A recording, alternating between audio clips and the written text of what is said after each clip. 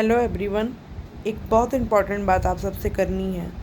जैसे कि आप सबको पता है कि मुझे डॉग बाइट हुई कुछ दिन पहले और अभी मैं फ़िलहाल ठीक हूँ। लेकिन एक बात बताना था कि जब आपको डॉग बाइट होता है तो आपको सबसे पहले जितनी जल्दी से जल्दी में आपको वैक्सीन लेनी होती है। सबसे पहले वो टिटनेस देते हैं, फिर इम्यूनाइजेशन कुछ होता है, शायद मैं नाम ठीक से नहीं ले पा रही हूँ। एक वो होता है जो रेडीमेड एंटीबॉडीज़ होती है जो वैक्सीन के थ्रू दी जाती है, क्योंकि बॉडी 7 दिन के बाद प्रोड्यूस करती है, वो देते हैं। उसके बाद वो वैक्सीन का कोर्स शुरू करते हैं। किसी का 4 दिन होता है, किसी का 5 दिन होता है। तो ये अकॉर्डिंग डॉक्टर सजेस्ट करते हैं। तो मेरे केस में क्या हुआ कि जब मुझे डॉग बाइट हुई रात का 10 बज रहा था तो मैं थोड़ा घबरा गई। मैंने बहुत से प्राइवेट हॉस्पिटल का अप्रोच किया लेकिन उनका कोई रिस्पॉन्ड नहीं आया। तो फिर मैं गवर्नमेंट हॉस्पिटल गई। वहाँ पे उन्होंने मुझे टिटनेस दिया और मेरे वैक्सीन के डोजेज़ नेक्स्ट डे से स्टार्ट कर दिए, लेकिन मुझे इम्यून नहीं दिया। और जब मैं घर आती थी तो मुझे इस बारे में कुछ पता भी नहीं था। मुझे लग रहा था कि यार जब वैक्सीन का डोज ख़त्म होगा तो मैं ठीक हो जाऊँगी।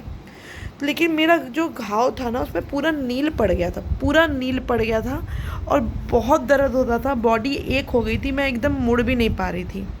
तो मतलब मेरे फैमिली फ्रेंड है जो डॉक्टर है, उन्होंने मुझे सजेस्ट किया कि आपका फ़र्स्ट टाइम डॉग बाइट है तो आपने इम्यून लिया। मैंने बोला नहीं सर। तो फिर उन्होंने अपना नाम लिख कर दिया। तो मैं जब नेक्स्ट डे गई तो मैंने सर से बोला कि सर मेरे फैमिली डॉक्टर हैं, उन्होंने ये सजेस्ट किया है इम्यून लेने के लिए, एंटीबॉडीज़ ये रेडीमेड एंटीबॉडीज़ है, तो ये क्या मुझे चाहिए?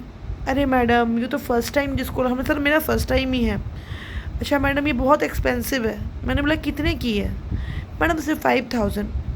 तो तुम कम से कम सजेस्ट तो करो, 5000 हो चाहे 50,000 हो, जान से बढ़कर तो कुछ नहीं है। उसके बाद फिर मैंने बोला अच्छा सर कहाँ मिलेगा? अरे मैडम बाज़ार में मिल जाएगा। तो मैं पहले बाज़ार गई लेने के लिए, तो वो जो भैया थे जो वैक्सीन वाले, वो मुझे बोले मैम अभी हमारे पास अवेलेबल नहीं है, लेकिन आपको SCB में जो यहाँ पर है मेडिकल, वो सबसे बड़ा मेडिकल, वहाँ पे आपको मिल जाएगा।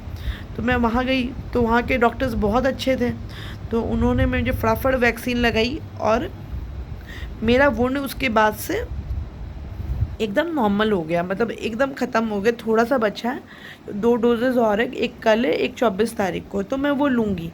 तो मैं यही बोलती हूँ कि कम से कम मरीजों को तुम बताओ कि भैया ये तुमको लगाने से तुमको अच्छा होगा। जान से बड़ा कुछ भी, पैसे ज़रूरी नहीं, जान ज़रूरी है।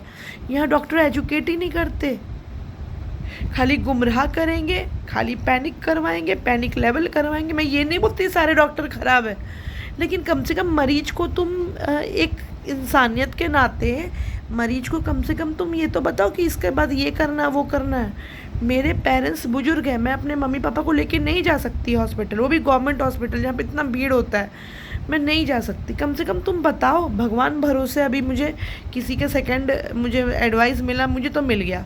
अब मेरा कंसर्न ये है कि उस हॉस्पिटल में और जो लोग हैं अब उसको कौन बताए। दूसरी बात 7 दिन के बाद अब इम्यून लगेगा नहीं, क्योंकि 7 डेज़ के बाद बॉडी खुद प्रोड्यूस करती है। तो हमेशा याद रखना कभी भी कुछ हो तो कम से कम 2-3 डॉक्टर की सलाह लेके आप आगे बढ़िएगा। मेरे फादर के समय में भी जब मेरे फादर को ब्रेन में कुछ ट्यूमर हुआ था, एक डॉक्टर ने सजेस्ट किया कि भाई ऑपरेशन कराइए, एक डॉक्टर ने कुछ सजेस्ट किया, तो हम लोगों ने हमेशा सेकेंड राय ली। सेकेंड राय ही लेना चाहिए, नहीं तो इंसान से गड़बड़ी हो जाती है। आज मेरे फादर ठीक है, मेडिसिन हमने उस समय सेकेंड राय माना, मेडिसिन दिया, मेरे फादर ठीक है। बस इतना ही बोलूँगी कि डॉक्टर का कम से कम, मैं ये नहीं बोलती सारे डॉक्टर ख़राब है, लेकिन कम से कम आप एक बार इन्फॉर्म कर दीजिए। तो हमेशा जब भी कुछ प्रॉब्लम हो तो सेकेंड राय ज़रूर लेना चाहिए। जय गुरुदेव।